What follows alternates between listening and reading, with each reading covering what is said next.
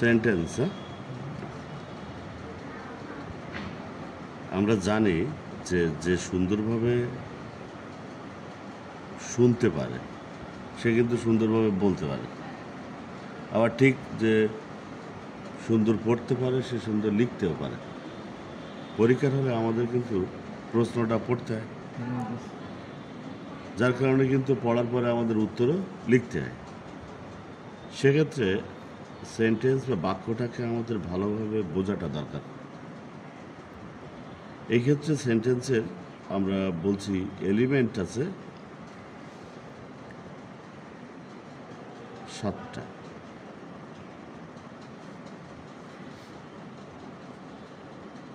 Number 1, subjective case, যেটাকে আমরা subject বলেই জানি, সাবজেক্ট হিসেবে জানি, কিন্তু অ্যাকচুয়ালি এটা সাবজেক্টিভ কেস বা কর্তৃকারক বা কর্তাকারক বাংলায়। সেই কর্তাকারককে আমরা সংক্ষেপে কর্তা বলি, সাবজেক্টিভ কেসকে আমরা সংক্ষেপে বলি সাবজেক্ট। এবং এর জন্য আমাদেরকে প্রশ্ন করতে হবে হু অথবা হোয়াট দিয়ে। এখন হু অর্থ কে বা কারা, আর হোয়াট মানে তো কি, এটা সবাই জানি।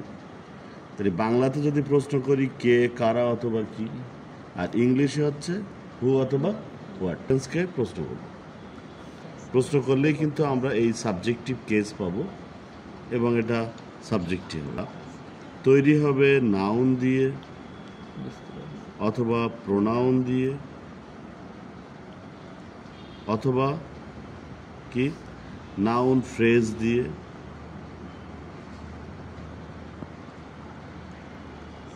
অথবা নাউন ক্লজ দিয়ে। এবং এটা হতে পারে অ্যাক্টিভ, হতে পারে প্যাসিভ।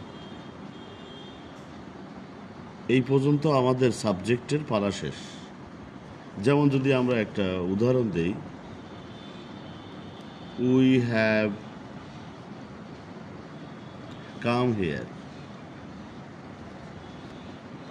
এই বাক্যকে আমরা যদি হু দিয়ে প্রশ্ন করি বা হোয়াট দিয়ে প্রশ্ন করলে কিন্তু দেখো আমরা উইকে পাচ্ছি। কারা, আমরা।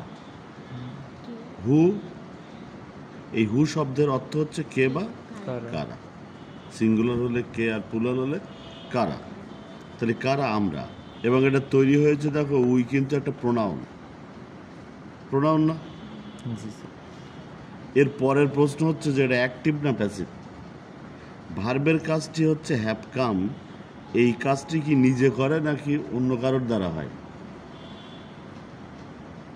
এই সাবজেক্টটি, এই ভার্বের কাজটি কি নিজে করে? আমরা এখানে এসেছি, আশা কাজটি আমরা নিজেরাই করেছি না, সেক্ষেত্রে এটা অ্যাক্টিভ। অ্যাক্টিভ। ঠিক তেমনি যদি বলা হয় যে ইংলিশ ইজ টট হিয়ার, এই বাক্যে হোয়াট দিয়ে প্রশ্ন করলে দেখো আমরা পাচ্ছি ইংলিশ সাবজেক্ট। কি পড়ানো হয় বা হোয়াট দিয়ে প্রশ্ন করলে আমরা ইংলিশকে পাচ্ছি, এবং ইংলিশ তৈরি হয়েছে কিন্তু নাউন দিয়ে, তাই না? ইংলিশ তো নাউন। এখন এইটা অ্যাক্টিভ না প্যাসিভ? দেখো ইজ টট কিন্তু ভার্ব, এই ভার্বের কাজটি কিন্তু সাবজেক্ট নিজে করছে না। ইংলিশ কিন্তু নিজে শেখায় না, ইংলিশকে শেখানো হয়। নামে মাত্র সাবজেক্ট, কিন্তু ভার্বের কাজটি অন্য কারোর দ্বারা হয়। এই ধরনের সাবজেক্টকে আমরা বলছি প্যাসিভ সাবজেক্ট। সাবজেক্ট যেখানেই শেষ, এখানে বলছে যে সাবজেক্ট যেখানেই শেষ, ফাইনাইট ভার্ব সেখানেই শুরু। এখন তুমি বলবে যে ফাইনাইট ভার্ব কি? সেন্টেন্সের 1 নম্বর উপাদান গেল সাবজেক্টিভ কেস, 2 নম্বর উপাদানকে আমরা বলছি ফাইনাইট ভার্ব। এখন এই ফাইনাইট ভার্ব কি অ্যাকচুয়ালি? যেটাকে আমরা টেন্স হিসেবে জানি সেটাই ফাইনাইট ভার্ব, এবং এটা তৈরি হয় অক্সিলিয়ারি ভার্ব যোগ প্রিন্সিপাল ভার্ব দিয়ে।